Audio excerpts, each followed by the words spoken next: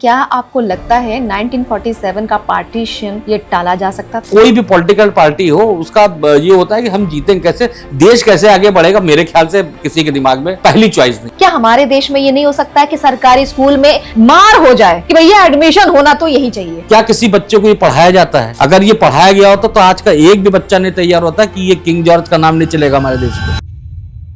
कि जेनजी आज की अगर हम कह लें वो ब्रेन ड्रेन हो रही है, वो विदेश ही जाना चाहती है, उसको एक उम्मीद खत्म हो गई, विश्वास खत्म हो गया कि हमारे यहाँ एजुकेशन सिस्टम कभी अच्छा होगा। अगर रफत भी विधायक हो गई, नवल कांत सिन्हा भी विधायक हो गए, तो नवल कांत सिन्हा ने रफत के स्कूल को डोनेशन दे दी और रफत ने नवल कांत सिन्हा के स्कूल को डोनेशन दे दी। सरकारी स्कूल को ऐसा बना दूंगी कि प्राइवेट स्कूल बंद, और सब पीछे पड़ेंगे कि हमारे बच्चे का एडमिशन सरकारी स्कूल में तुम कैसे अच्छा करोगी आज की डेट में? तो तुम मुसलमानों वैसे कुछ नहीं अच्छा करोगी। अगर यूथ पॉलिटिक्स में आ जाए तो शायद बदलाव हो सकता है। आना चाहिए कि नहीं यूथ? एक आईएएस के बेटे को क्यों आरक्षण मिलना चाहिए?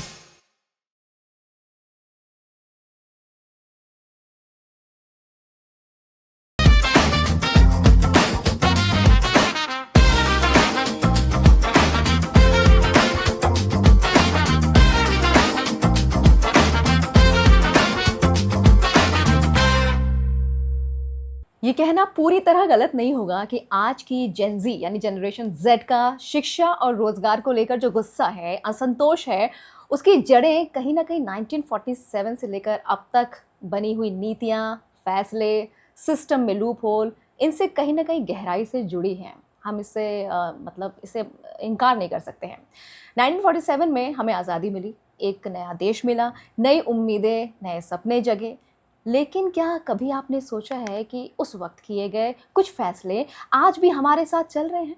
आज भी उसका कहीं ना कहीं थोड़ा सा खामियाजा आज की जनरेशन जेड भुगत रही है, हमारी बेरोजगारी में, हमारे ब्रेन ड्रेन में, हमारे टूटते हुए सिस्टम में। तो आज का एपिसोड उसी सवाल पर है, इसी के इर्द गिर्द घूमने वाला है, बिना किसी हेट के, बिना किसी बायस के, सिर्फ फैक्ट्स और पर्सपेक्टिव के साथ हम बात करने वाले हैं। और हम बात करेंगे उन फैसलों की भी जो 1947 में लिए गए, उसके बाद लिए गए, उन नीतियों की जिन्होंने आज के युवा का भविष्य तय किया, और उस भरोसे की जो सिस्टम से टूटता भी चला गया। और सबसे ज़रूरी हम पूछेंगे वो एक सवाल जिसका जवाब शायद आपको भी सोचने पर मजबूर कर दे कि आज जो प्रोटेस्ट हो रहे हैं, जो आज जनजी सड़क पर उतर रहा है, ये कहीं पिछले उस अनुभव की देन तो नहीं है, उस वक्त की देन तो नहीं है। So welcome to the pod queen show with RJ Rafat. और आज का हमारा टॉपिक है 1947 टिल नाउ, यूथ का टूटता विश्वास। इसे मजबूत करेंगे हम मिलकर।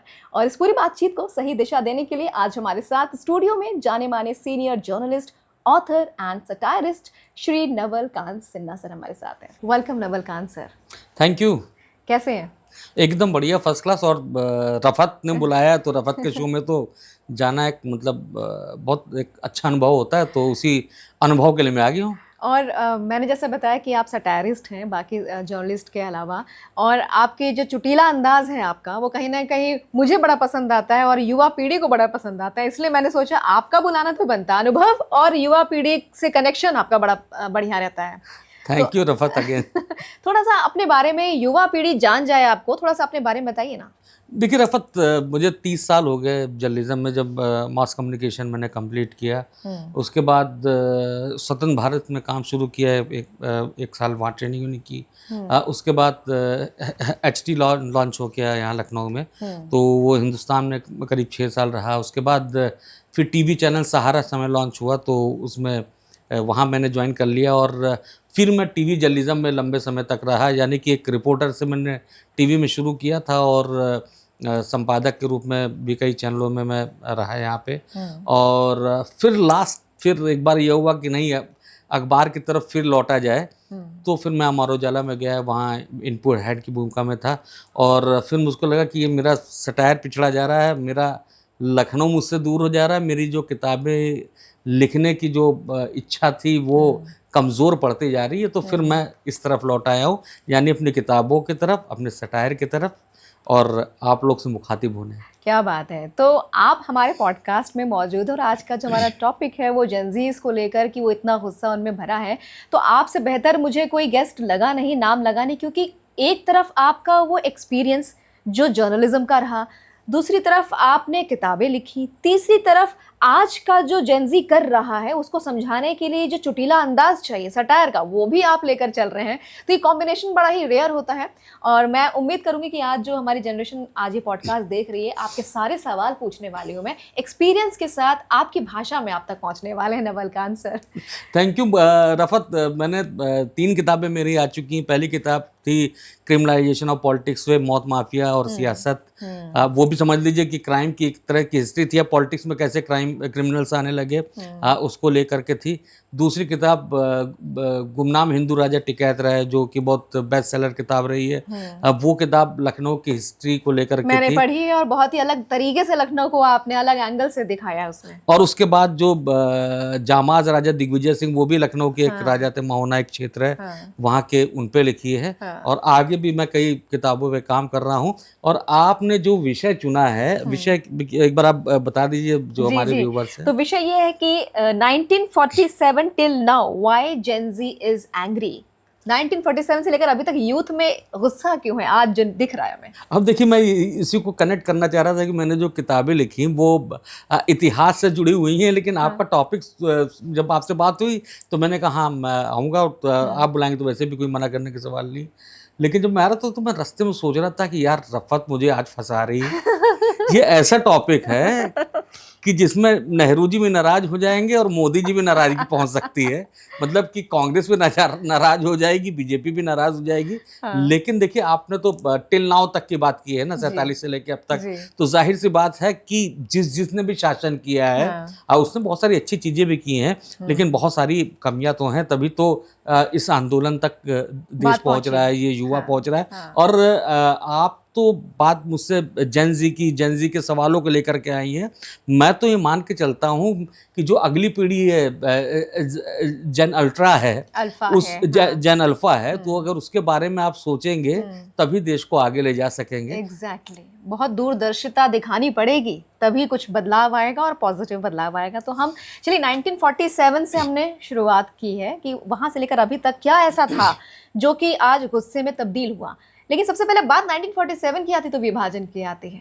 क्या आपको, पहला सवाल ये है कि क्या आपको लगता है 1947 का पार्टीशन ये टाला जा सकता था? मेरे जैसा मान लीजिए कि एक नया बच्चा सो के उठता है और उससे बताया जाता है कि देश बढ़ गया था, तो घर की प्रॉपर्टी बढ़ जाती है तो आदमी रोता रहता है, कुछ लोग तो आत्महत्या तक कर लेते हैं। आपका देश ही बढ़ गया है, इससे कष्ट की बात तो कोई हो नहीं सकती है। अब सवाल ये है कि देश बंटना चाहिए था कि नहीं बंटना चाहिए था, तो उसका जवाब भी यही है कि देश नहीं बंटना चाहिए था।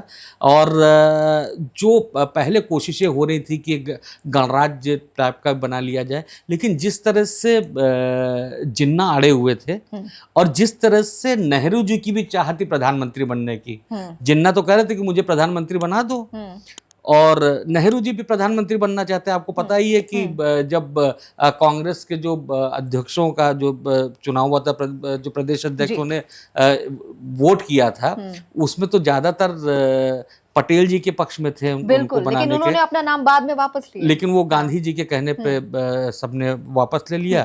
और उसके बाद नेहरू जी का एक तरह से कहेंगे चयन हो गया, इलेक्टेड थे। वो गांधी जी का थोड़ा था प्रेशर या जोर था। हाँ, लेकिन अब इसको आप इसका विश्लेषण करें।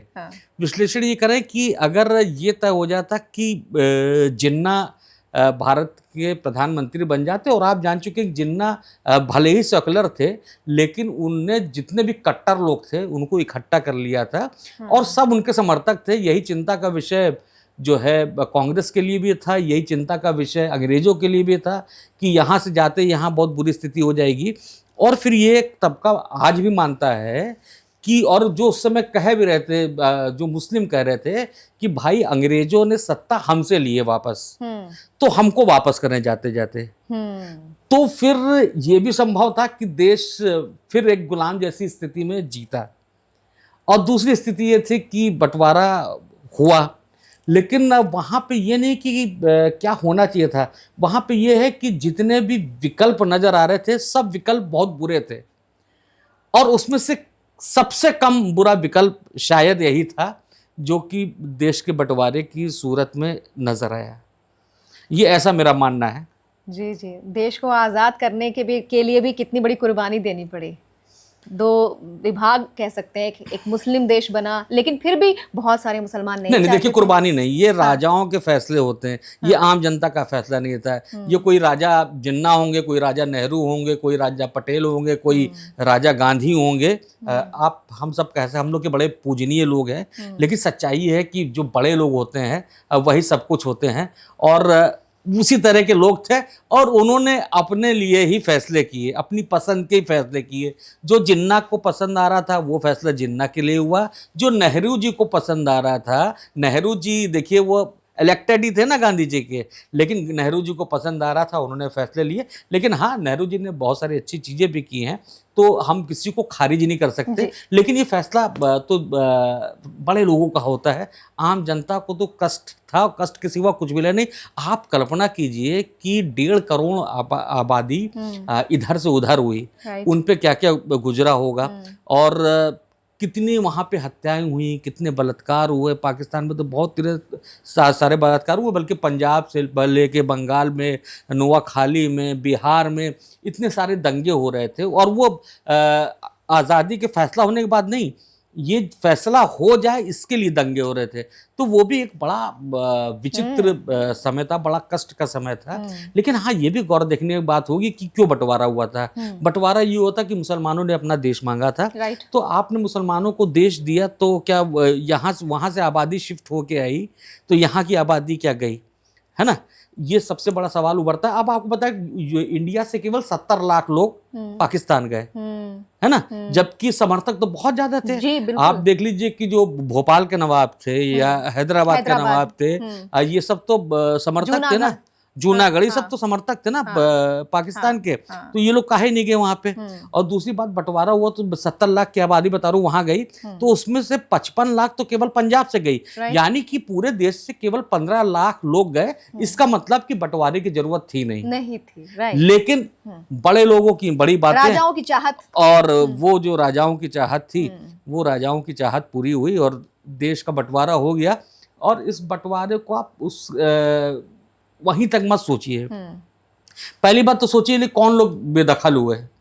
आप ये सोचिए कि पाकिस्तान से जितने लोग भी आए, आपके लखनऊ में तमाम लोग आए हुए हैं, और आज वो बड़े बड़े बिजनेसमैन हैं। इसका मतलब कि वो लोग अयोग्य नहीं थे।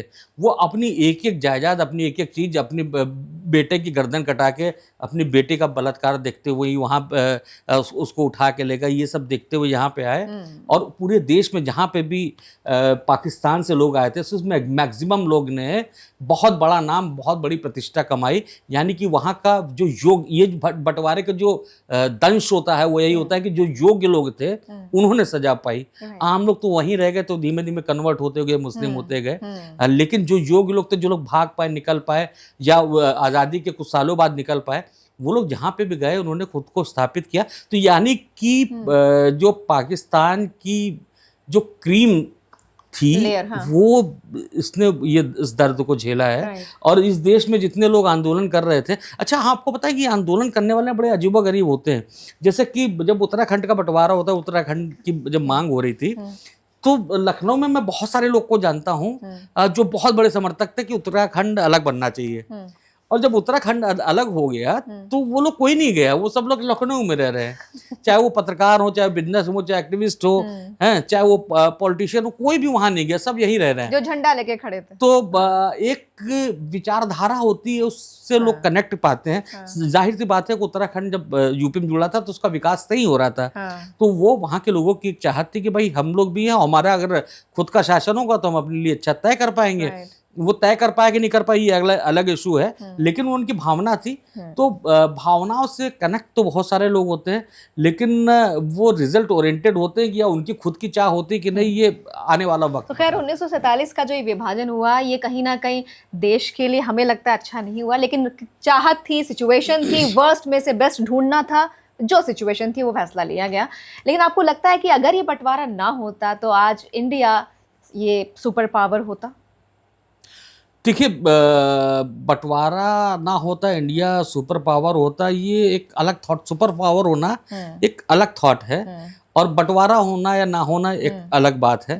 कोई भी देश किसी क्षेत्र के आधार पे बड़ा नहीं होता है, वो अपने लोगों की तरक्की से, वो अपने यहाँ इंडस्ट्री के बनने से, वो अपने यहाँ के इनोवेशन से, वो अपने यहाँ के एजुकेशन से, और वो एक क्लियर पॉलिसी की वजह से होता है।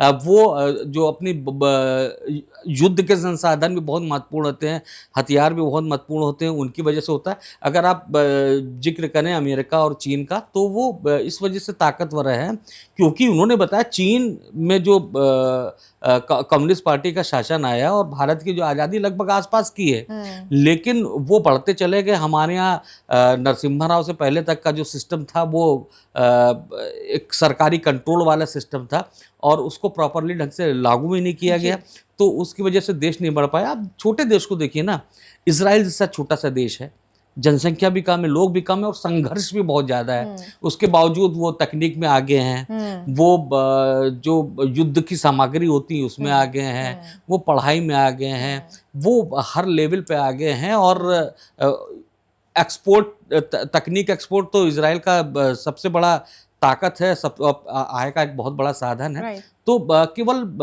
जगह के आधार पे कोई देश छोटा बड़ा नहीं होता है। हाँ। देश छोटा बड़ा होता है उसके समग्र विकास की वजह से। राइट।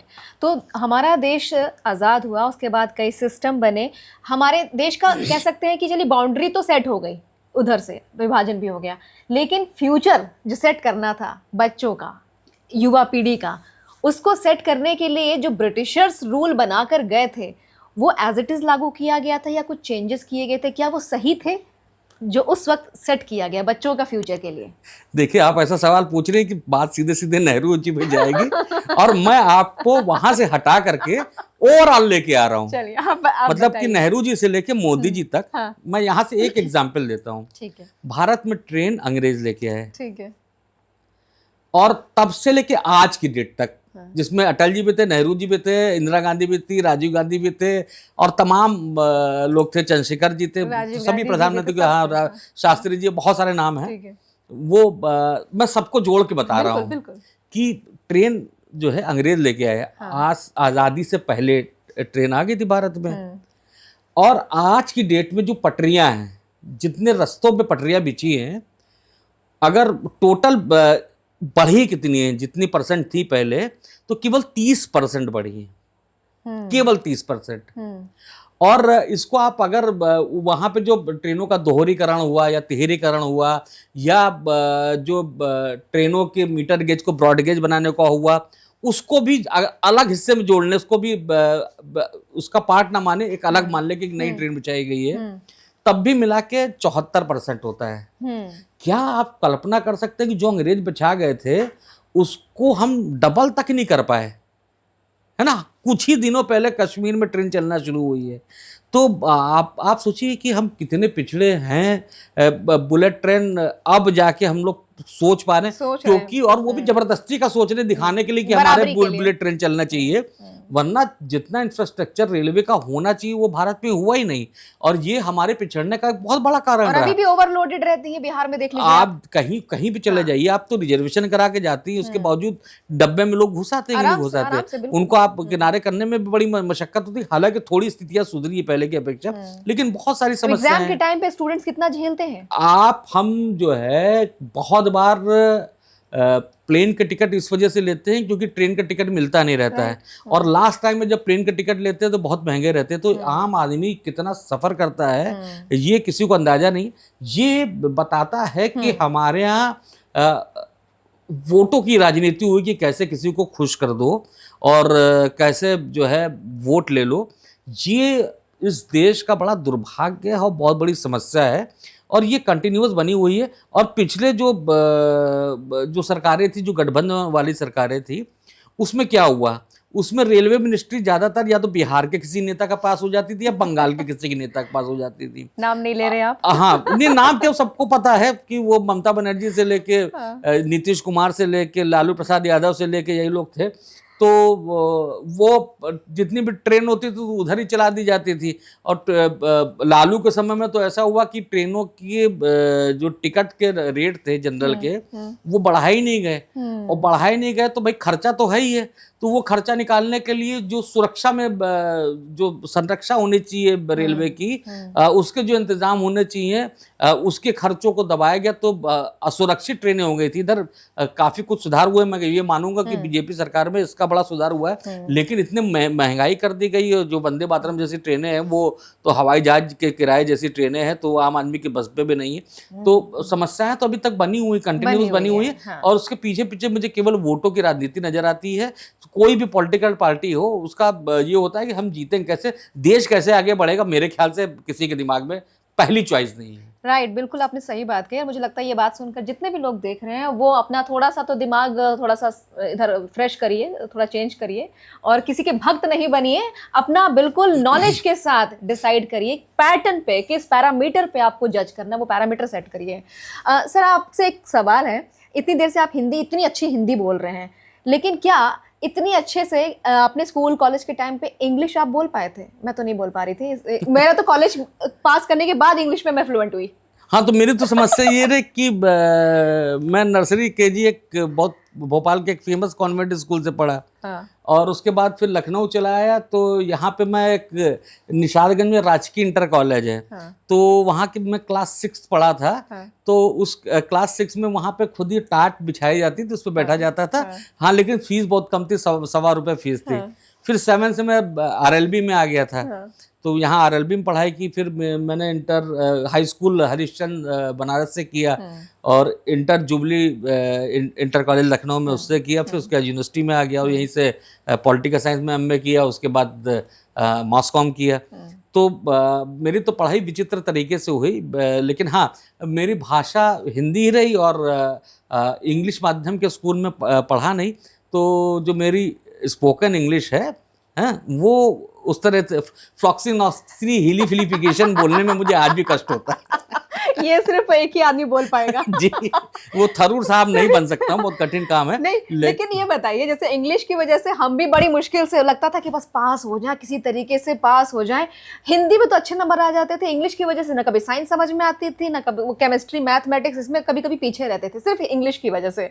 ऐसा मैक्सिमम इंडिया के स्टूडेंट्स के साथ होता आया है, क्योंकि इंग्लिश नहीं आ रही तो सब्जेक्ट नहीं समझ में आ रहा, इसलिए पढ़ाई में पीछे भी हुए हैं स्टूडेंट्स। ना, मैं इससे एकदम नहीं मानता हूँ। मेरा ये मानना है कि क्या चीन में लोग पढ़े लिखे नहीं हैं? क्या जर्मनी में लोग पढ़े लिखे नहीं हैं? क्या रूस में लोग पढ़े लिखे नहीं हैं? क्या इटली में लोग पढ़े लिखे नहीं हैं? मेरा सवाल ये कि अंग्रेजी का जोर जो दिया गया है शुरू से लेकर, हमारे यहाँ ये प्रॉब्लम रही कि हम लोग का देश मन से आज़ाद नहीं हो पाया। या नेहरू जी की सही शुरुआत होती है कि नेहरू जी जो है, उन पे तो अंग्रेजियत बहुत ज़्यादा हावी थी। वो तो कैम्ब्रिज के थे। हाँ, और जब उतनी अंग्रेजियत हावी थी तो वो बहुत ढंग से, बहुत खुल के भाषा के प्रति नहीं सोच सके। और ये बहुत बड़ी वजह रही कि देश में जो पहले दिन हो जाना चाहिए था भाषा के स्तर पर, जो चीज़ तय होना, वो तय नहीं हुई। और आपने एजुकेशन भी नहीं उपलब्ध कराई। अगर आपको इंग्लिश पसंद थी, मेरा ये मानना है कि पहले दिन से, और मैं आज भी नेताओं से कहता हूँ कि आप सभी बच्चों को 15 साल के लिए इक्वल एजुकेशन अवेलेबल करा दीजिए। पूरे देश की 90% समस्याएं खत्म हो जाएंगी, क्योंकि पूरी एक पीढ़ी बदल जाएगी अच्छी पढ़ाई करके। तो वो आज तक कभी ध्यान नहीं दिएगा पहले दिन से। और नेहरू जी ने तो तमाम तरह की खामियां थी, उनको अगर पहले दिन सोच लेते कि राजीव गांधी जो हैं, इंदिरा गांधी की शादी 42 में हो चुकी थी, तो राजीव गांधी जन्म ले चुके थे, और राजीव गांधी का मतलब उनका नाती हो, चाहे देश का कोई बच्चा हो, अगर सबको उसी दिन बराबर एजुकेशन मिल गई होती तो हमारा देश अमेरिका, चीन सबसे बहुत आगे निकल चुका होता है। राइट। देखिए, IIM और तमाम तरीके के एम्स, इस तरह के संस्थान तो बन गए, ये एक बहुत अच्छी चीज़ है। कई बांध बने, ठीक है, बहुत सारे। लेकिन बात ही भाखड़ा नंगल बांध और तमाम बांध, सब अच्छा डेवलपमेंट, सब कुछ बढ़िया, एजुकेशन पे हायर लेवल पे देखा जाए तो बहुत अच्छा। लेकिन जो रूट है, बेस है, जो एकदम जहाँ से बच्चा सीख रहा है, वहाँ पर क्योंकि पहले ब्रिटिशर्स की जो पढ़ाई की, एजुकेशन की पॉलिसीज़ थी, उसको बदला नहीं गया, और वही पॉलिसी आगे चलती गई, तो कहीं ना कहीं बच्चा अपनी भाषा को अच्छे से समझते हुए भी बावजूद उसके वो एजुकेशन में वो अचीव ही नहीं कर पा रहा था, क्योंकि वो चीज़ें चेंज नहीं हुई। आपको लगता है कि एजुकेशन पॉलिसी में चेंजेस ना होना भी रीजन है कि यूथ कहीं ना कहीं एजुकेशन में एजुकेशन उस तरीके से नहीं ले पाया? देखिए, एक एम्स खोल देने से, एक आईआईएम बना देने से, एक आईआईटी बना देने से कोई देश तरक्की नहीं करता है। पढ़ाई पे 3 स्तर से काम होना चाहिए था। सबसे पहले तो ज़रूरत थी जो प्राइमरी एजुकेशन है वो बहुत बढ़िया होनी चाहिए, सबके लिए बराबर इक्वल होनी चाहिए, कि कोई कम ज़्यादा नहीं पढ़ रहा है ना, कोई बहुत अच्छा कॉलेज में, कोई कॉन्वेंट में नहीं पढ़ रहा है, कोई एकदम जहाँ पढ़ाई नहीं हो रही वहाँ पढ़ रहा है। पहली बात तो यहाँ से देश को निकालना चाहिए था। दूसरी चीज़, जो दूसरा हिस्सा आता है वो होता है जो वोकेशनल कोर्सेज होते हैं, जैसे आईटीआई जैसे जो स्किल ओरिएंटेड जॉब्स वाली कोर्सेज होती हैं, वो होनी चाहिए थी, वो नहीं हुआ। और तीसरा, जो इनोवेशन होता है, जो साइंस होती है, जो रिसर्च होते हैं, उस पर जो काम होना चाहिए था, वो काम नहीं हुआ। तो उसका नतीजा है कि देश का जो सिस्टम है आगे नहीं बढ़ पाया। और दुर्भाग्य ये रहा कि नेहरू जी को कोसने से कुछ मिलना नहीं है। केवल एक व्यक्ति थोड़ी, तो उसके बाद तो बहुत सारे प्रधानमंत्री बने ना, और वो विपक्ष के भी बने, जो कि अब पक्ष कहलाता है। तो उन्होंने क्या कर दिया, उन्होंने भी तो उस एजुकेशन सिस्टम को नहीं बदला, वो आज भी उसी तरह से घिसट के चल रहा है। अभी नया सिस्टम लागू किया 2020 वाली जो पॉलिसी आई है, तो वो भी कब निखर के आता है। देखिए, हमको होना ये चाहिए था, दुनिया में जितने भी देश आज़ाद हुए हैं, या आज़ाद क्या कह लीजिए, जहाँ पे सत्ता परिवर्तन हुआ, चीन में नहीं पढ़ाया जाता है कि जापान ने तो वहाँ पे काफ़ी कंट्रोल था और काफ़ी समय तक वहाँ पे शासन में भी रहा जापान चीन के ऊपर। लेकिन वहाँ के बच्चों को जापान के लोग क्या करते थे, कैसे महान थे, ये नहीं पढ़ाया गया। हमारे देश में ये पढ़ाया गया कि अंग्रेज कैसे महान थे, हमारे देश में पढ़ाया गया कि औरंगजेब और अकबर क्यों महान था। आप ये सोचिए ना कि इस लखनऊ में आप बैठी हुई हैं, यहाँ किंग जॉर्ज मेडिकल यूनिवर्सिटी है, अंग्रेजों को क्या कितने समय हो गया, उसके बाद उसका नाम बदला भी बीएसपी शासन में, तो फिर ये डिमांड की डॉक्टर्स ने कि नाम इसका किंग जॉर्ज मेडिकल यूनिवर्सिटी होना चाहिए था, क्योंकि उनको ये इतिहास नहीं पता है कि इसी किंग जॉर्ज मेडिकल यूनिवर्सिटी के गेट पे 30 लोगों को पेड़ पे लटका दिया गया था। वहाँ एक पेड़ था और उनको कच्ची फांसी उसको कहते हैं कि सीधे लटका दिया गया, और ये मतलब बॉडी तब तक लटकी रही जब तक चील कौवे उन शरीरों को खा नहीं गए। ये 1857 के विद्रोहियों के संग अंग्रेजों ने ये बर्ताव किया था। क्या किसी बच्चे को ये पढ़ाया जाता है? अगर ये पढ़ाया गया होता तो आज का एक भी बच्चा नहीं तैयार होता कि ये किंग जॉर्ज का नाम नहीं चलेगा हमारे देश में।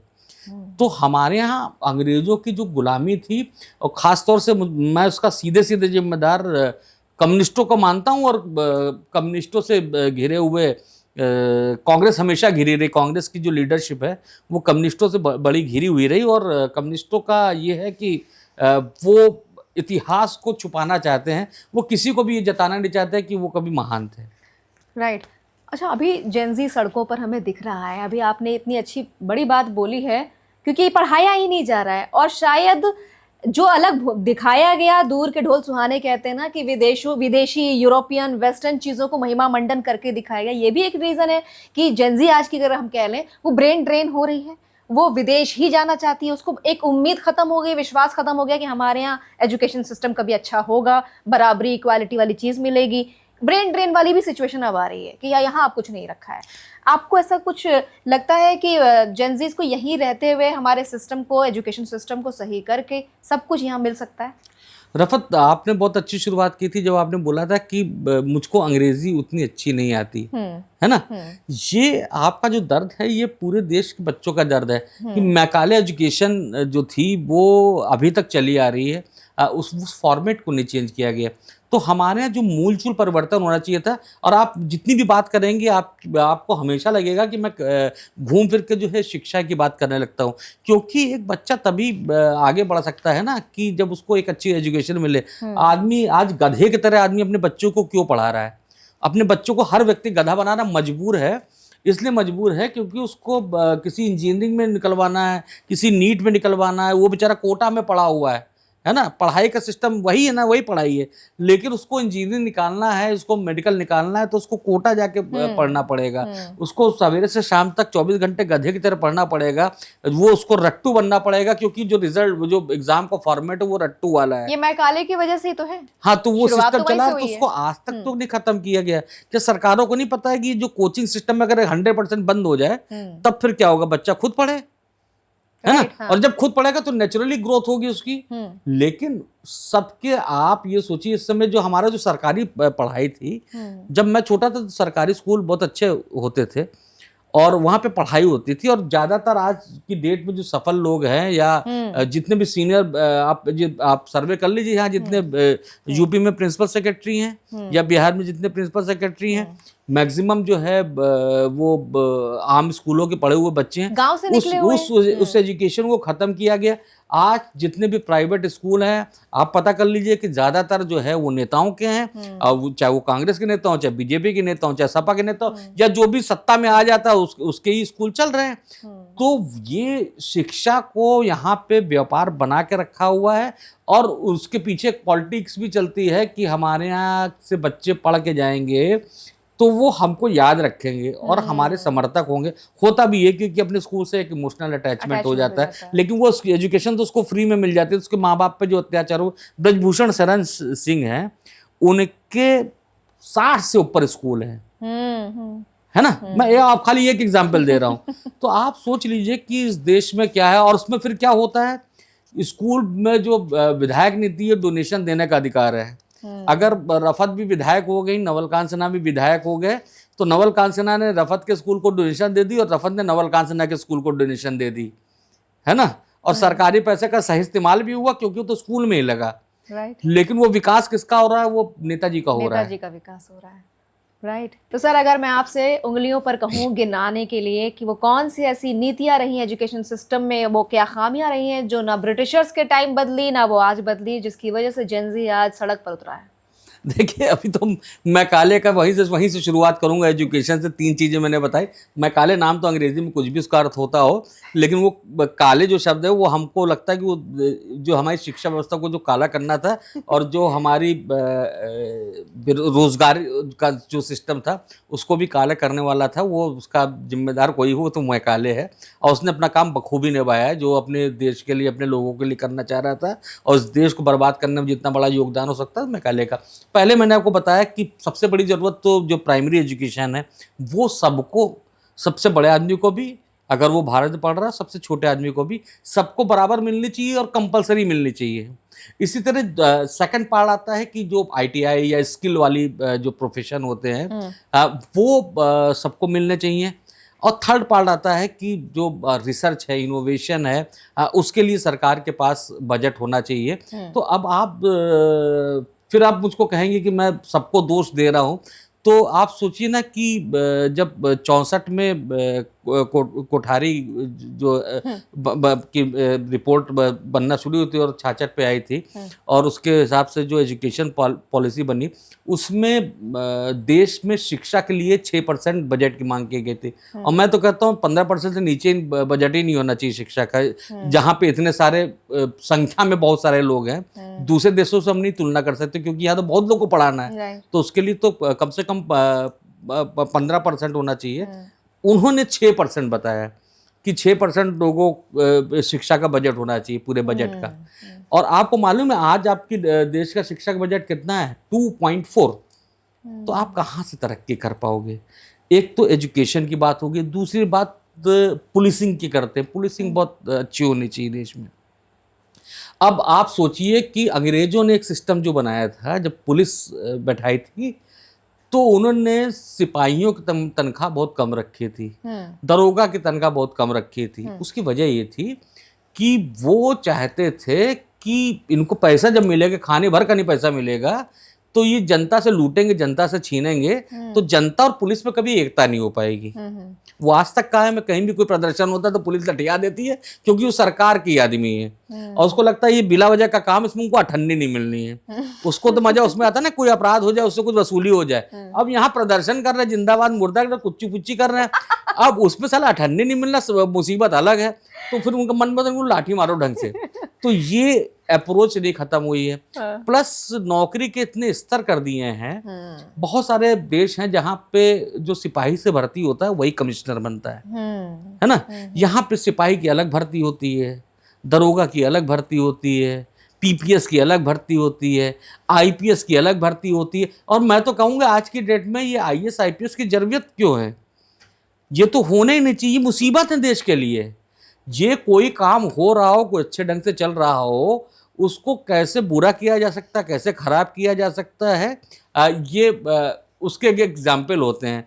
कभी काम करना है फाइनेंस मिनिस्ट्री में, है ना, और जब 1-2 साल बाद सीख पाए होंगे, क्योंकि फाइनेंस तो मतलब नहीं है, तब वो पता चला पीडब्ल्यूडी में चले गया, फिर वो पीडब्ल्यूडी के काम समझते रहे, उसके बाद पता चला सेतु निगम में चले गए, फिर पुल बनाना सीख रहे हैं। तो अब वो क्या करते हैं, उसमें कुछ आता जाता नहीं, बस ये लोग भौकाल बनाना जानते हैं। तो अब जितने भी आईएएस होंगे मुझसे बहुत खफा हो रहे होंगे, लेकिन सबसे बड़ी मुसीबत की जड़ है, आपको मैं 2 एग्जाम्पल देता हूँ केवल।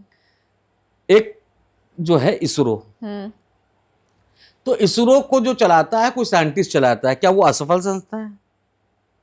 नहीं ना। नहीं। एम्स को जो है उसका हेड जो होता है एक डॉक्टर होता है, क्या एम्स बुरी संस्था है? नहीं। तो आईएएस से कुछ नहीं होना, ये हर जगह मुसीबत पैदा करते हैं, वो किसी चीज के एक्सपर्ट नहीं होते और राजा यही होते हैं। राइट। अंग्रेजों ने तो इसलिए बनाया था कि जो राजा महाराजा फैमिली के लोग हैं वही सिविल सर्विसेज का एग्जाम दे सकते थे और वही सफल होके आते थे, तो वो अंग्रेजों के संग मिल के रहते थे। तो जो अंग्रेजी सिस्टम है वो तो हम अब तक खत्म ही नहीं कर रहे हैं। तो सबसे बड़ी समस्या तो यहाँ पे है। तीसरी चीज कि स्वास्थ्य, अगर नवल कांसना को ये पता हो कि मैं बीमार पड़ जाऊंगा तो मुझको इलाज मिल जाएगा, तो मेरा आधा सरदर्द तो यही खत्म हो जाएगा, है ना। इस देश में कैसा इलाज होता है, 2 सिस्टम लागू हैं यहाँ पे सरकारी इलाज के।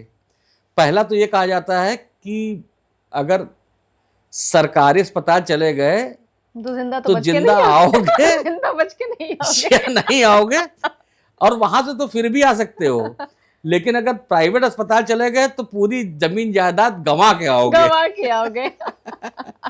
तो आप ना, हम जो निजी चिकित्सा व्यवस्था उसको बढ़िया कर पाए ना, हम सरकारी चिकित्सा व्यवस्था को अच्छा कर पाए। आप यूरोप के देशों में चले जाइए, वहाँ पे लोग सरकारी चिकित्सा को प्रेफर करते हैं, क्योंकि जो प्राइवेट मेडिकल है वो बहुत महंगा है। लेकिन सरकारी मेडिकल कई देशों में तो ऐसा है कि कोई बीमार पड़ गया और मान लीजिए बुजुर्ग 80 साल का, उसको ठीक भी नहीं होना है, तो अगर वो अस्पताल में कई दिन पड़ा है तो वहां से कहा जाता है कि भाई आप ये तो ऐसे ही रहेंगे, तो आप घर में शिफ्ट करना चाहे तो घर में शिफ्ट कर लीजिए। अगर शिफ्ट करते हैं तो 3 टाइम की नर्स जाती है वहां पे, है ना, कि वो 24 घंटा कवर हो। तो जो ऐसे देश तरक्की करें कि जहां बच्चे चिंता मुक्त होंगे, मेरे पिताजी 80 साल के हैं, तो वो क्या करेंगे, वो तो बेचारा देख रहा है, फिर वो कर्जा ले रहा है, फिर इलाज करा रहा है, या सरकारी अस्पताल में जा तो दौड़ भाग कर रहा है, डॉक्टरों के पैर पकड़ रहा है, और डॉक्टर पिटाई भी कर देते, कितनी खबरें आती हैं। तो मेडिकल व्यवस्था सुधरनी चाहिए। ब्यूरोक्रेसी का मैं बता ही चुका हूँ कि ब्यूरोक्रेसी एक बहुत बड़ा संकट रहा है, और ब्यूरोक्रेसी एक दौर में तो बहुत ही बड़ा संकट था, खासतौर से फिर मैं कहूँगा कि नेहरू जी के समय में और इंदिरा जी के समय में जो व्यवस्था थी लाल फीताशाही की, और जो दरोगा राज हुआ था वहाँ पे, जो वहाँ पे इंस्पेक्टर राज हुआ करता था, जो वहाँ पे लाइसेंस परमिट राज हुआ करता था, तो उसके लिए बस ये था कि जो जुगाड़ वाला था, जो ताकतवर था, जो पैसे वाला था, वो काम करा लेता था और बाकी लोग के काम नहीं होता था। इसमें नरसिम्हा राव जी को मैं बहुत धन्यवाद दूंगा कि उन्होंने देश का सिस्टम बदला, और मनमोहन सिंह उसमें बड़ी भूमिका में थे नरसिम्हा राव जी के साथ, और वो सिस्टम बदला और यहाँ पे थोड़ी स्थिति बेटर हुई, लेकिन अभी भी बहुत बेटर होने की जरूरत है। राइट सर, लाल फीताशाही की आपने बात की, ब्यूरोक्रेसी की बात की आपने, तो इसकी वजह से यूथ का भरोसा भी तो हटा, क्योंकि और ये लाइसेंस राज की आप बात कर रहे हैं कि भाई कुछ सेट लोगों को ही काम मिलेगा, एक लंबा प्रोसेस फॉलो करना पड़ेगा, तब जाके शायद उन्हें काम मिले। अगर यूथ आना भी चाहता है, कोई काम करवाना है, सरकार से कोई काम करवाना है, तो आसान नहीं है ये रास्ता सरकार से काम करवाना, ब्यूरोक्रेसी। हाँ, लेकिन अब बदला, जब से ऑनलाइन चीजें होती जा रही हैं, यही मैं कह तो रही हूं अब। हाँ, लेकिन ये तब की वजह से हम देर जो हुई हमारी तरक्की में, या जो आज हम कई देर अभी भी निकले नहीं, थोड़ा सा प्रोसेस शुरू हुआ है, निकले नहीं है। हाँ, वो पहले जो बहुत लंबा प्रोसेस था, वो अब थोड़ा छोटा प्रोसेस हो गया, लेकिन प्रोसेस अभी भी चल रहा है। एक बिल्डर के पास मैं गया, उनकी कोई समस्या थी, तो एलडीए के लिए ऐसा एलडीए मुझे फंसा रहा है और ये मेरा कागज में ये कमी है। तो मैंने उनसे पूछा कि भैया आप क्या कागज क्यों नहीं कंप्लीट करवाते हो? तो क्या है कि हम लोग तो बिजनेसमैन, हम लोग तो चाहते ही कागज कंप्लीट हो जाए, लेकिन ये लोग जो है एलडीए वाले ये फंसाए रहते हैं, क्योंकि जब तक काम कंप्लीट हो गया तो मैं इनको पैसा क्यों दूंगा, तो उनको कमीशन परमानेंट मिलता रहे, तो जब तक बिल्डिंग कंप्लीट नहीं हो जाती बहुत सारी चीजें वो रोके रहते हैं कि जब पूरा कंप्लीट होकर डिलीवर हो जाएगी, जब वहां लोग रहने लगे तो मजबूरी होगी हटाना, तब वो कागज पूरे होते हैं। तो ये एक सिस्टम चल रहा है। अब हमेशा ये नहीं होता कि बिल्डर ही दोषी है, वो सिस्टम दोषी है। सिस्टम की बात सर हम कर रहे हैं, एजुकेशन सिस्टम की बात कर रहे हैं। एक बहुत बड़ा मुझे लगता है चेंज होना चाहिए। ऐसे कई कंट्रीज हैं जहां सरकारी स्कूल लगता ही नहीं कि वो सरकारी स्कूल है, इतना बढ़िया जबरदस्त वहां का इंतजाम होता है। क्या हमारे देश में ये नहीं हो सकता है कि सरकारी स्कूल में मार हो जाए कि भैया एडमिशन होना तो यही चाहिए? होता है भैया, आपके सामने है। अब आप पूछेंगे कौन सा स्कूल है? कौन सा स्कूल है ये? आईआईटी तो है, आईआईटी के प्राइवेट स्कूल है, आईआईएम क्या प्राइवेट स्कूल है। हम बुनियादी शिक्षा की बात कर रहे हैं। जब हम आईआईटी जो हायर एजुकेशन का पार्ट है, जो टेक्निकल एजुकेशन का पार्ट है, जब हम वो अच्छा बना सकते हैं, जब हम इसरो अच्छा बना सकते हैं। अब आप सोचिए ना कि जब हम इसरो में हम इतने बड़े ऐसे ऐसे चीजें बना लेते, ऐसे ऐसे जेट बना लेते थे जो अंतरिक्ष में जा सकते थे, तो क्या हम सेना के लिए अच्छे जहाज नहीं बना सकते थे? बना सकते थे, ताकत थी। लेकिन वो एक कमीशन का दौर था और वहां पे था कि अगर हम बना लेंगे तो कमीशन कैसे मिलेगा, तो हम बाहर से खरीदेंगे तो कमीशन मिलेगा और उससे जीवन चलेगा नेताओं का, रोजी रोटी चलेगी नेताओं की। तो उसकी वजह से ये यहाँ पे जो बेसिक चीज ये है कि ये केवल नेताओं की बात नहीं कर रहे, करेक्टर में हो गया है। हमको तो कभी कभी शक होता है कि हम भी नेता बन जाएंगे तो भ्रष्टाचार ही करेंगे।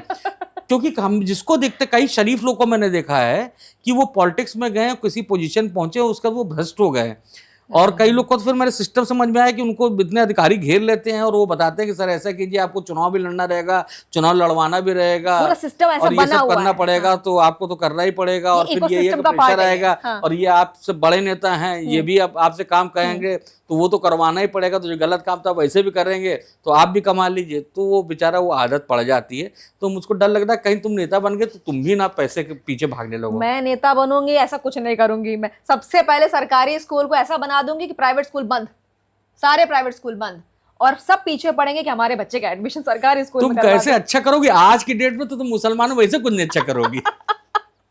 मुसलमान तो मैं हुई नहीं, मैं हिंदुस्तानी हूँ। ना ना ना नहीं, मुझे कोट किया जाता है बहुत लोगों को, इसलिए बिल्कुल, मैंने कहा, और कोई बात नहीं। नहीं, मुझे लगता है कि भाई ये आवाज पहुंचनी चाहिए, सरकारी स्कूल ही मैंडेटरी होने चाहिए, प्राइवेट स्कूल बंद होने चाहिए। ये बहुत बड़ा बदलाव हो सकता है। केवल एक काम है कि जितने भी स्कूल हैं सरकार उसको अपने हाथ में ले ले और सब जगह बराबरी से एडमिशन सबका हो जाए। मैं कह रहा हूँ खाली आप प्राइमरी एजुकेशन एकदम बराबर कर दोगे ना, तो उसके बाद अगर कोई बड़ा नहीं निकल पाएगा तो कम से कम आईटीआई कोई स्किल वाला काम करके, जो कि मिडिल, अब लोअर मिडिल क्लास के बच्चे क्या करते हैं, वो कोई चीज सीखते हैं फिर वो काम करने लगते हैं, है ना। तो दाल रोटी का तो इंतजाम कर ले तो सब कोई राजा थोड़ी बनता है। राजा के नीचे भी बहुत सारी चीजें होती है, लेकिन पढ़ाई सबसे बेसिक चीज है। और मैं बार बार हर जगह जिससे बात होती है मैं कहता हूँ कि एजुकेशन बहुत अच्छी होनी चाहिए। आज मैं आपके पास बैठा इसलिए हूँ क्योंकि आपने मेरी पढ़ाई को तवज्जो दी है ना। और मेरी पढ़ाई से मुझको जो बोलने की स्किल आई, जानने की स्किल आई, वो पढ़ाई की वजह से आई है। हो सकता है मैं कमजोर हूँ लेकिन मैं पढ़ा हूँ, इसका प्रभाव रहता है। तो पढ़ाई बहुत जरूरी चीज। बिल्कुल। अच्छा, हम बात इतनी देर से कर रहे हैं कि ये जो जेन ज़ी सड़क पर आया है एजुकेशन की वजह से आया, फेलियर की वजह से आया है। आपको नहीं लगता कि एजुकेशन का सिस्टम या देश का सिस्टम बदलने के लिए अगर यूथ पॉलिटिक्स में आ जाए तो शायद बदलाव हो सकता है? आना चाहिए कि नहीं यूथ को? बिल्कुल आना चाहिए। बिल्कुल, यूथ ही पूरी दुनिया में जहाँ पे बदलाव हुआ है वो युवाओं ने किया है। इस देश को आज़ाद केवल गांधी जी ने नहीं करवाया है, इसको भगत सिंह ने भी आज़ाद करवाया है, चंद्रशेखर आज़ाद ने भी कराया है ना। तमाम लोग थे जिन्होंने देश के लिए बलिदान दे दिए, सब युवा थे, उन्होंने देश को आज़ाद कराया। आपातकाल देश में लगा तो उस आपात काल के खिलाफ जिन्होंने लड़ाई लड़ी वो सब के सब यूथ थे। तो युवा ही परिवर्तन ला सकता है। लेकिन भैया केवल इतना ही नहीं है जितना वहाँ पे हो रहा है। और मुझको तो कई लोगों ने मुझे भी गलत ठहराया। मैंने कहा कि ये जो गाली बक रहे हैं बच्चे और खासतौर से बच्चियों की वीडियो वायरल होते, खाली लड़कियों की क्यों वायरल हो रहा है? वो एक स्ट्रेटेजी के तहत वायरल किए जा रहे हैं।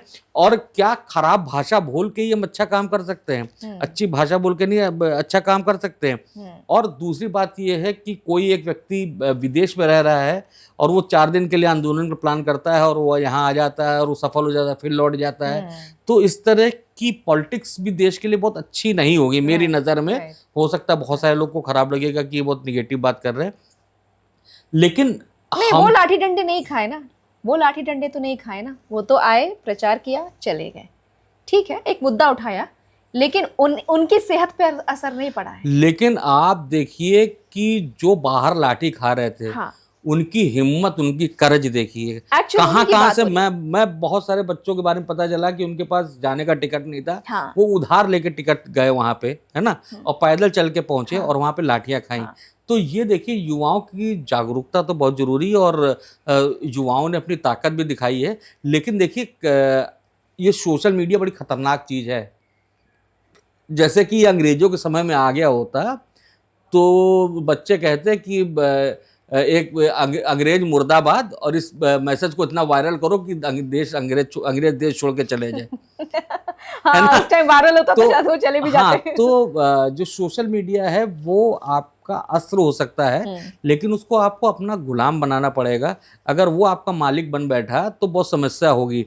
क्योंकि देखिए, एक समस्या जो मैं बहुत रीड करता हूँ, चुनाव के समय में कुछ लोग कहते हैं फलानी पार्टी जीत रही है, हाँ, ये पहले तो से चलने मैं लगता है। हाँ हाँ, कि मैं ये हाँ, पार्टी जीत रही है, और हाँ, आप तो मिलती होगी पचासों हाँ, लोग से हाँ, जर्नलिस्ट हो, हाँ, तो वो कहते हैं हाँ फलानी पार्टी जीत रही है, वो हाँ, ये इतने वोट से जीत रही है, दूसरे का नहीं, ये पार्टी नहीं वो पार्टी जीत रही है, हाँ, और दोनों बड़े कॉन्फिडेंट रहते बड़े हैं। उसकी कॉन्फिडेंट है। वजह क्या, एल्गोरिदम है। अगर हाँ, अगर किसी ने मोदी जी के पक्ष वाले वीडियो, तो वो मोदी इमोजी परोसेगा, तो हाँ, उनको लगा पूरा देश तो मोदी जी कर रहा है। हाँ, उधर किसी ने राहुल जी को देख लिया, राहुल जी परोसेगा। राइट। तो मैं हमेशा कभी भी किसी कॉलेज में जाता हूँ, कहीं पे भी जाता हूँ जहाँ यंगस्टर होते हैं, तो उनसे कहता हूँ भैया, आप चाहे यूट्यूब पे देखते हो, चाहे टीवी चैनल देखते हो, एक वो चैनल देखो जो आपकी पसंद का हो, जिसको आप देख ही रहे हो, और दूसरा वो भी देखो जिससे आप बहुत नफरत करते हो। राइट। तो आपके पास दोनों लॉजिक्स आ जाएंगे। हाँ, दोनों लॉजिक गलत नहीं होते हाँ, क्योंकि मोस्टली। वो भी फैक्ट पर ही तो बात हाँ, करेंगे। लेकिन वो हाँ, किसी एक धारणा के तहत बात करते हैं, हाँ, या एक हाँ, अप्रोच से बात बस, करते हैं। बस, हाँ, तो वो दोनों, आप जब आप अप्रोच आपके पास पहुंचेंगे तो आप हाँ। फैसला ढंग से कर पाओगे। बिल्कुल, बिल्कुल। सर, हम अभी जेनज़ीज़ की बात कर रहे हैं और आपने कहा पॉलिटिक्स में बिल्कुल आना चाहिए जेनज़ी को। तो जेनज़ी का एक अभी लेटेस्ट जो डिमांड है, और ये भी कहीं न कहीं पॉलिटिकली इन्फ्लुएंस्ड भी लग रहा है, रिज़र्वेशन को लेकर अभी काफ़ी ट्रेंड चल रहा है। बल्कि जैसे कॉकरोच जनता पार्टी, ये एक पहले इंस्टाग्राम आईडी बनी, फिर वो ग्राउंड पर आए, मिलियन फॉलोवर्स हुए और फिर प्रोटेस्ट हुआ। इसी को अभी खत्म होने के बाद एक नया आईडी बन चुकी है, रिज़र्वेशन हटाओ मूवमेंट। अब वो ये कह रहे हैं कि हम रिजर्वेशन हटाने के लिए आंदोलन करेंगे, उसके भी फॉलोअर्स बढ़ गए हैं। ये एक नया ट्रेंड चल रहा है। एक दल ये कहता है, एक वर्ग ये कहता है कि रिजर्वेशन नहीं हटना चाहिए, एक वर्ग कहता है रिजर्वेशन हटना चाहिए। आपके हिसाब से जेनज़ीज जो देख रहे हैं, उन्हें आप क्या कहना चाहेंगे, या क्या बदलाव आने चाहिए? देखिए, इसका जवाब अगर मुझसे पूछेंगे तो हाँ ना में जवाब नहीं मेरे जी, पास। जी। जैसे जाति की बात हो तो जाति से ही मैं एक्सप्लेन करता हूँ। मैं हाँ। कायस्थ जाति का हूँ, ठीक है। है ना। हाँ। तो ऋग्वेद के पुरुष सूक्त में हाँ। जब वर्ण व्यवस्था के लिए है कि ब्राह्मणों से मुख मासित बाहुरजन्य कर्ता उरु तद्दस्य यद्वेष पदभ्याम शूद्र जायत, यानी कि ब्राह्मणों से मुख मासित बाहुरजन्य कर्ता उरु तद्दस्य यद्वेष और पदभ्याम शूद्र जायत, यानी कि जो शरीर के हिस्से तुलना की गई है, तो उसमें पैरों को जो शूद्र माना गया है। और इसमें तो हमारा जो वर्ग है कायस्थ, तो इसमें तो कहीं है ही नहीं, है ना। तो अब हम ना ब्राह्मण है, ना वैश्य, ना क्षत्रिय, ना शूद्र है, तो हम कौन है? तो उसकी भी बड़ी डेफिनेशन निकाली गई और बहुत सारी चीज किया गया, लेकिन हम तो इसमें कहीं शामिल नहीं है ना। तो हमको आप दलित मानेंगे कि अगड़ा मानेंगे, पिछड़ा मानेंगे। और कायस्थ जो थे वो नौकरी पेशा लोग थे। अब सरकार ने मान लिया कि नहीं, ये तो सवर्ण है, ये दलित नहीं है, ये पिछड़े नहीं है, तो हमको तो रिजर्वेशन नहीं मिला। और हमारे पास एक ही तरीका था, कोई जमीन जायदाद तो थी नहीं क्षत्रियों के तरीके से या भूमियार तरीके से। तो अब हमारे पास तो एक ही मौका था नौकरी करने का, पढ़ना और लिखना। वो पढ़ना लिखना, उसमें हमको नौकरी नहीं मिली, पढ़ाई नहीं हो पा रही, एडमिशन नहीं होगा पहली बात, और पढ़ भी गया किसी तरह से तो फिर नौकरी का संकट है। तो आप देखिए कि वर्ण व्यवस्था तब तक तो ठीक थी, जो हमारे वेदों के हिसाब से जब देश चल रहा था। जब जाति व्यवस्था हो गई तो सही बात है कि दलितों की बहुत बुरी दशा हो गई। और ये दलितों की जो स्थिति हुई, जब विदेशी प्रभाव भारत में शुरू हुआ, तो आपको पता है कि पूरी दुनिया में दास प्रथा होती थी, हाँ। है ना। तो वो दास प्रथा का ही एक रूप दलित बन गए, राइट। और उन पर अत्याचार होता रहा। अब होना ये, जो एक अंबेडकर जी की धारणा थी बहुत अच्छी थी कि 10 साल में जो है इनको रिजर्वेशन मिलेगा और सब अच्छा हो जाएगा। 10 साल में नहीं हुआ तो 20 साल हो गया। अब उसमें भी अच्छा नहीं हुआ, क्योंकि उनको नहीं पता था कि भाई एक लड़का गरीब का आईएएस हो जाता है, एक दलित का, और वो दलित, वो तो बड़ा आदमी हो गया, अब उसका बेटा आईएएस होता रहे क्योंकि वो अच्छी एजुकेशन पा रहा है। तो जो क्रीमी लेयर है वो एक बहुत बड़ी समस्या है। तो आरक्षण बहुत जरूरी है, लेकिन अब इसका फैसला कौन करेगा? जब भी क्रीमी लेयर को हटाने के, पहली बात तो होती ही नहीं बात, क्योंकि वो लोग भी सत्ता में बैठे हुए लोग हैं। जितने भी दलित हैं जो आईएएस हो गए, बड़े नेता हो गए हैं, या बड़ी पोजीशन पे हो गए हैं, या पिछड़े हैं तो बड़ी पोजीशन पे हो गए हैं, तो वही लोग नीतियां तय करते हैं। तो वो नहीं चाहते हैं कि ये इस तरह का कोई निर्णय हो कि जो ज़्यादा पैसे वाले लोग हैं उसमें शामिल ना हो पाए। और फिर वो सक्षम है तो फ्लोट करने में, तो नीचे जो गरीब जिसको कुछ भी नहीं पता है, तो उसको लगता है कि हाँ ये पहला स्टेप है, उसके बाद आरक्षण खत्म कर दिया जाएगा, तो वो डर जाता है। तो जिस सिस्टम से आरक्षण चल रहा है या आरक्षण दिया जा रहा है, उससे तो दलितों का भला होने वाला नहीं है। लेकिन वो आरक्षण खत्म कर देना वो भी उचित नहीं होगा। और उचित तो यही होता है कि आरक्षण गरीबों को दिया जाए, तो अगर मैक्सिमम दलित हैं उसमें या मैक्सिमम पिछड़े तो सबको आरक्षण हो जाएगा। दो व्यू चल रहे हैं, पॉइंट ऑफ व्यू। एक ये कह रहा है कि जातियां, जब तक कि जातिवाद नहीं हटेगा तब तक रिजर्वेशन नहीं हटना चाहिए, क्योंकि जातिवाद ही सबसे बड़ा एक मूल कारण है। भेदभाव होता है, बहुत सारी चीजें होती है जो झेलना पड़ता है कैटेगरी को, एक शूद्र मतलब SC ST को। हाँ, SC ST को खाली क्यों झेलना पड़ता है? हाँ। आपने कभी सुना है कि जो धोबी समुदाय के लोग हैं उन्होंने चर्मकार के यहाँ शादी की? नहीं करते हैं ना। वो हर लेवल पे अपने को रिकॉग्नाइज करता है, अपने समुदाय में लोग जाना चाहते हैं। तो जाति को खत्म करना तभी खत्म हो पाएंगी जब आपका सिस्टम बढ़िया हो, सबको बराबर मौके मिले। आप देख रहे होंगे आजकल का दौर हो गया, आज से मुश्किल से 15-20 साल पहले मैक्सिमम लोग की शादी अपने अपने जाति में होती थी। हैं, आज लड़के लड़की खुद जो पढ़ लिख गए हैं तो खुद तय करने लगे हैं, और माँ बाप करने भी लगे, और उसको अब एक्सेप्ट भी कर लिया गया है। धीरे धीरे अपने आप ही ये जातिवाद धीरे धीरे खत्म होगा भी। हाँ, जैसे जैसे एजुकेशन बढ़ेगी। मैं बार बार यही कह रहा हूँ कि एजुकेशन अगर सिस्टमेटिक हो जाए, बढ़िया ढंग से हो जाए, रोजगार के बराबर अवसर हो जाए, खत्म तो 100% नहीं होती। जो भी जिस जगह का प्रतिनिधित्व करता है उसमें कोई बुराई भी नहीं। अच्छा, 3-4 पॉइंट आप मुझे बताइए कि ये जो रिजर्वेशन की वजह से कहीं ना कहीं जनरल कैटेगरी वाले भी अब मैं आपको बताऊं, अपना एग्जांपल दूं। मैंने ये CTET पहली बार देश में हुआ था, और पूरे देश में 14% ही स्टूडेंट क्वालिफाई किए थे, उसमें से एक मैं भी थी। मैं मेरिटोरियस थी, लेकिन मेरा सिलेक्शन नहीं हुआ। मैंने B.Ed क्वालिफाई किया था, लेकिन मुझे सरकारी नौकरी नहीं मिली, जबकि मैं पूरे एकदम कॉन्फिडेंट थी कि लगेगी मेरी नौकरी। नहीं लगी, और मुझसे कम नंबर लाकर भी, मतलब जो कैटेगरीज में थे उनकी नौकरी लग गई। तो मुझे तब पहली बार एहसास हुआ कि रिजर्वेशन का होना और ना होना ये क्या होता है, किसको फायदा मिलता है, किसको नुकसान होता है। लेकिन बाद में मुझे लगा कि शायद ये किसी एक लेवल को उठाने के लिए एक नीति बनाई गई है, तो ठीक है, चलेगा, कॉम्प्रोमाइज। हाँ, लेकिन उसको फायदा होना चाहिए ना, वो फायदा पहुंच नहीं रहा है। तो मुझको लग रहा है कि ये आरक्षण होना चाहिए। मैं खत्म करने की बात नहीं कर रहा। 4-5 पॉइंट में मुझे बताइए क्या बदलाव हो सकते हैं इसमें। बदलाव सबसे बड़ा तो ये होना चाहिए, पहली बात तो मेरा जो मानना है, बेसिकली मेरा तो मानना है कि अगर आय के आधार पर आरक्षण तय हो जाए, तो उसमें मान लीजिए कि जो मिनिमम वेजेस वाले लोग हैं उनको आरक्षण दे दिया जाए, तो उसमें मैक्सिमम दलित आ जाएंगे, मैक्सिमम पिछड़े आ जाएंगे। और हम तो कह रहे हैं मुसलमान अल्पसंख्यकों को या धर्म के आधार पर आरक्षण नहीं होता है, वो भी आ जाएंगे अगर पैसे के आधार पर सबको अब जोड़ लिया जाए तो सबकी तरक्की हो जाएगी। तरक्की तो आप देश में सबको करना पड़ेगा ना, किसी को छोड़ के थोड़ी कर सकते हैं। लेकिन हाँ, अगर ये भी है कि जिस तरह के आरक्षण का पैटर्न है वही रहना चाहिए, तब भी मैं मान लेता हूँ, क्योंकि बहुत पिछड़े हुए, इस पर कोई शक नहीं। लेकिन फिर क्रीमी लेयर को तो निश्चित रूप से हटाना चाहिए, तभी इस देश यानी जो पहले जो एस्टैब्लिश हो गए हैं, जो लोग ऑलरेडी अचीव कर चुके हैं। एक आईएएस के बेटे को क्यों आरक्षण मिलना चाहिए? हाँ, समझ गए। यानी फाइनेंशियल जो सिचुएशन उसके आधार पर देखना चाहिए, बदलाव ये होना चाहिए आपके हिसाब से। हाँ, राइट, ठीक है। आपसे मैं एक सवाल पूछना चाहूंगी कि अगर आप 1947 में होते, जो नीति बनाने वाली एक कमेटी में होते, तो आप एक वो फैसला क्या लेते जो आज की जेनजीज के लिए फायदेमंद होती?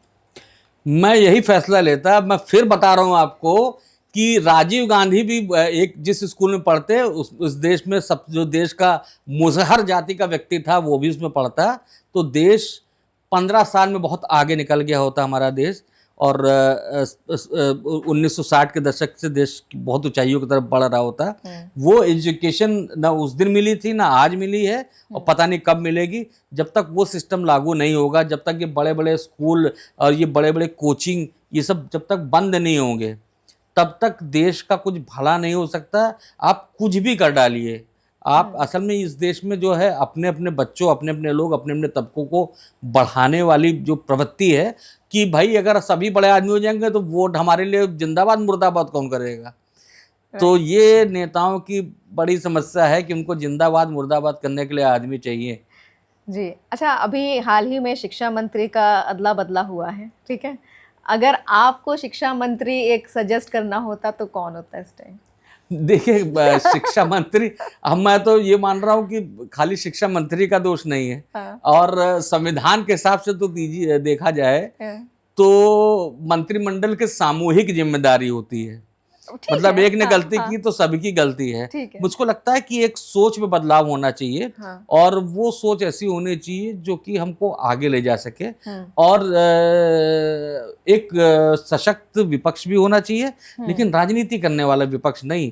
जैसे कि राहुल गांधी जब वो आंदोलन चल रहा था तो विदेश में थे, फिर अचानक आके प्रधानमंत्री का प्रदर्शन करना चाहे तो क्या वो चाहते थे कि क्रेडिट उनके पास पहुंच जाए? मुझको तो अखिलेश यादव की पॉलिसी अच्छी लगी। डिम्पल यादव वहां जाती हैं, उन बच्चों को समर्थन करती हैं और उन बच्चों के लिए बात कहती है। तो इस देश में हर चीज में पॉलिटिक्स घुसेड़ना जो है ना, या सरकार भी विचार करती रही कि नहीं अब देखते हैं क्या कर पाते हैं, फिर देखा नहीं ये तो बड़ा आंदोलन है और समस्या में फंस जाएंगे, है ना, और आगे कई बिल बिलाने हैं, तो इसको नहीं जल्दी निपटाओ। और उसमें जो शिकार तो जो हमारे, चलिए, तो आपने शिक्षा मंत्री से एक एग्जाम्पल कह रहा हूँ कि धर्मेंद्र प्रधान शिकार हो गए। मुझको तो अगर हटाना होता तो मैं नितिन गडकरी को हटाता। वो तो बच गए। अब वो तो कह दी कोर्ट में जाके मुझसे मतलब ही नहीं, बेचारे हरदीप कुछ बोले नहीं, उनको फंसा देगी वो जाने, पेट्रोलियम मंत्री जाने। मुझसे क्यों पूछ रहे हो, मेरा लेना देना नहीं है एथेनॉल से। हाँ। लेकिन इस प्रोटेस्ट के चक्कर में वो बेचारे बच भी गए। हाँ, नहीं बच गए, बहुत सेफ निकल गए, उनको वो कुछ बोला नहीं। अब ये तो पॉलिटिक्स वाली बात है ना, एक पिछड़े को निपटा दिया, ब्राह्मण है उसको छूट मिल गई। आपने ऑन कैमरा ये बोला, ओहो। अच्छा, आप मुझे बताइए कि मतलब ठीक है, वो मंत्रिमंडल का अपनी राय होती है, लेकिन आज की डेट में अगर आप भूल जाइए बीजेपी, भूल जाइए पक्ष विपक्ष, एक नाम जो शिक्षा मंत्री की गद्दी पर आप देखते हैं। यही से प्रॉब्लम है रफत, जो आप मुझसे सवाल ही गलत पूछ रही है। अच्छा, आपका सवाल ये होना चाहिए था कि कैसे शिक्षा व्यवस्था सुधरे। ये मेरा अगला सवाल है। हाँ, ये है सवाल। ये जब तक सिस्टम नहीं सुधरेगा, हाँ, तब तक देश नहीं सुधर सकता। क्या धर्मेंद्र प्रधान इतने सक्षम हैं कि उस देश में सबको एक तरह की शिक्षा दिलवा पाए? क्या ये जो शिक्षा माफिया उनको कंट्रोल कर सकते हैं? क्या ये जो बड़े बड़े एम्पायर वाले स्कूल हैं जिसके बड़े बड़े नेता मालिक है, वो विपक्ष के भी हैं विपक्ष के भी हैं, क्या वो उनके बस में आ सकते हैं? क्या वो अपना स्कूल कह देंगे कि अच्छा इसको सब बच्चों को पढ़ाया जाए? ये सब किसके कंट्रोल में होगा? ये सिस्टम बनाना पड़ेगा, और ये सिस्टम बनाने को कोई भी पॉलिटिशियन तैयार नहीं है। और हम लोग को या पब्लिक को ये समझ में नहीं आ रहा है कि क्या करें। हम लोग ऐसे मुद्दे पे जाते हैं जो वोटों से जुड़े हुए, जैसे नीट में इतनी गड़बड़ी ना हुई होती ना, तो उस पर थोड़ी कुछ बात होती। वो तो एक इमोशनल होके हम लोग, भारतीय जो है बहुत इमोशनल होके काम करते हैं। और आप देखिए ना कि लोगों के घरों में फ्री का राशन जा रहा है। हाँ। उससे ज्यादा तो जरूरत थी कि एजुकेशन सिस्टम बढ़िया करने की, इसीलिए तो कोई टेंशन नहीं है, राशन मिल रहा है, क्या जरूरत है? अब मैंने एक आदमी को सुना कि राशन दे दो, राशन बेच दो। हाँ। हमने कहा राशन बेच दो? वो साइकिल जा रहा था तो हमने कहा राशन बेच दो क्या होता है यार, क्या बेच रहे हो तुम? तो कह नहीं हम बेच नहीं रहे, खरीद रहे हैं। हाँ, वो राशन तो वो निकलता ढूंढ सबके से राशन खरीदता, वो लेके जाता है और लोगों को 2 पैसा मिल जाता है। अच्छा, कि उन लोग की भी क्या करे, गरीब आदमी है, उसको 2 पैसा मिल जाता है। वैसे भी पैसा किसको काटता है, लेकिन उनको 2 पैसा मिल जाता है तो उनको जीवन चलने का आधार हो जाता है। सुधारों की बात की थी, मैं आपको थोड़ा बीच में रोक रही हूँ। आपने कहा सुधार की बात करनी चाहिए। मेरा सवाल ही यही था कि आप सुधारों की लिस्ट अगर बनानी हो तो उस लिस्ट में क्या क्या रखेंगे? मुझे पॉइंट्स मैंने आपको बताया था ना, पहले तो एजुकेशन, दूसरे नंबर पे पुलिस और कोर्ट। आप ये बताओ कि कोर्ट को छुट्टी लेने की जरूरत है क्या? हाँ, वो 2 महीने की छुट्टी किस बात की होती है ना? किस बात की छुट्टी होती है? ये बताओ कि मई जून के महीने में सड़क पे खड़े होके, धूप में खड़े होके, काला कोट और पूरा वो लबादा काला काला पहनने की क्या जरूरत है? ये गुलामी जो किसी जो हमारी सोच है वो नहीं निकल रही है। और वो सबसे बड़ी समस्या। कोर्ट तो है, अभी कोई जज साहब कहीं फंस जाए मामले तो हमारे बैंडे बजा देंगे, लेकिन कोर्ट जो है वो परंपराओं का, वो सबको तो सलाह देता है आपको ऐसा करना चाहिए, आपको ऐसा करना चाहिए। खुद फैसला लेना चाहिए कि यार हम लोग डबल मेहनत करेंगे, है ना, पहले सब चीजें निपटाएंगे, देश को सुधारेंगे, है ना, उसके बाद छुट्टी उट्टी होगी तो देखा जाएगा। तो कोर्ट को छुट्टी की जरूरत है नहीं है, लेकिन बच्चों को भी होमवर्क मिलता है, प्रोजेक्ट मिलते हैं 2 महीने की छुट्टी में। हाँ बिल्कुल। और वहाँ केस इतने पेंडिंग पड़े हुए हैं। अच्छा, तो ये 2 पॉइंट हुई, हाँ। मतलब शिक्षा हुई, पुलिस हुई, कोर्ट हुई। इसके अलावा इनोवेशन और रिसर्च, इस पे बहुत तगड़ा काम करने की जरूरत है।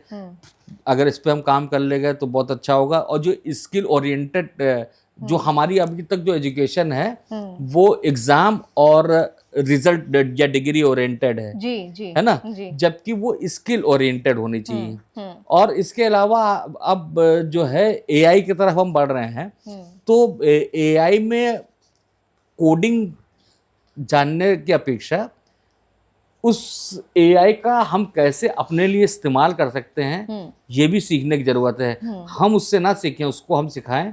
और ये हमारे जो नई यंग जनरेशन है, जिसको आप जेनजी बोल रही हैं, उसको सीखने की सबसे पहले ज़रूरत है।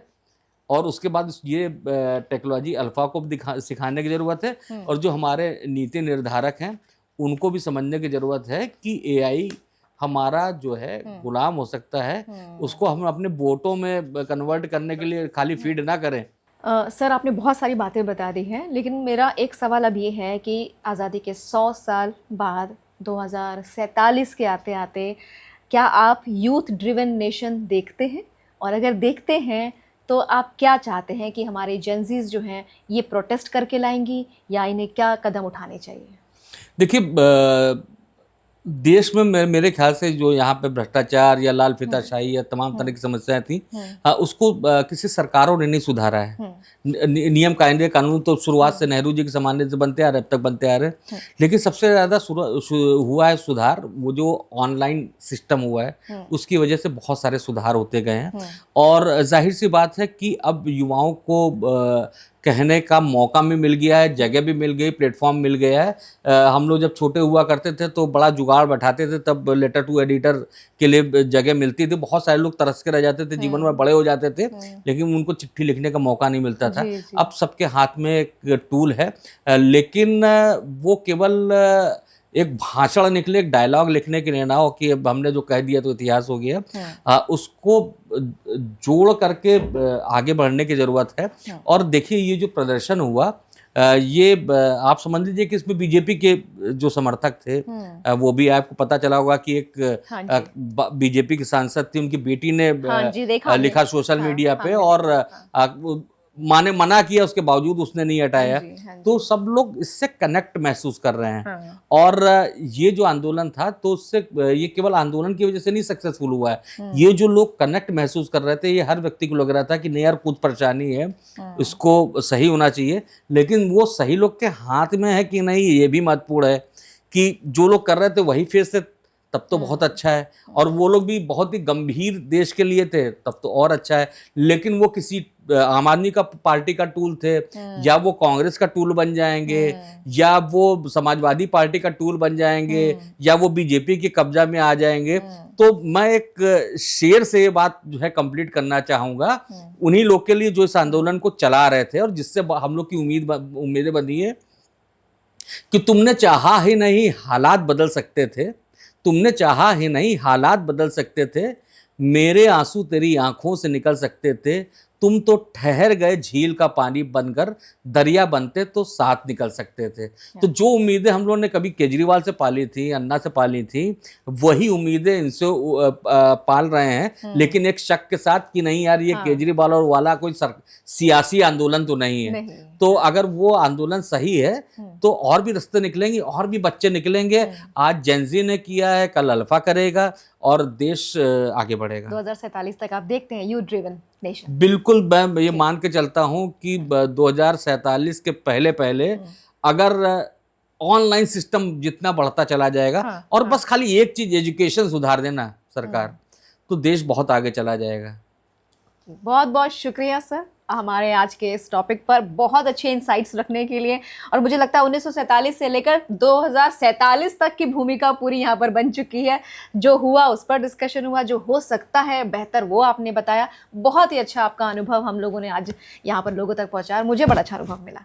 Thank you Rafat. आप ये जो आपके सवाल जवाब थे वो एक एकेडमिशियन से होने चाहिए थे, लेकिन मुझसे भी पूछा, ये भी ठीक है कि एक जनता का प्रतिनिधि या लोगों की बात कहने वाला होना चाहिए। तो मैंने आपसे जितना भी कन्वर्सेशन किया, मैं कोई बहुत ज्ञानी व्यक्ति नहीं हूँ, लेकिन जो लोगों की बात सुनता हूँ वो उसका रिप्रेजेंटेशन करने की कोशिश। सबसे बड़ी बात है कि पूरा कॉन्वर्जेशन अनबायस्ड था और यही मुझे उम्मीद थी। थैंक यू सो मच इस शो में आकर चार चांद लगाने के लिए। वेलकम।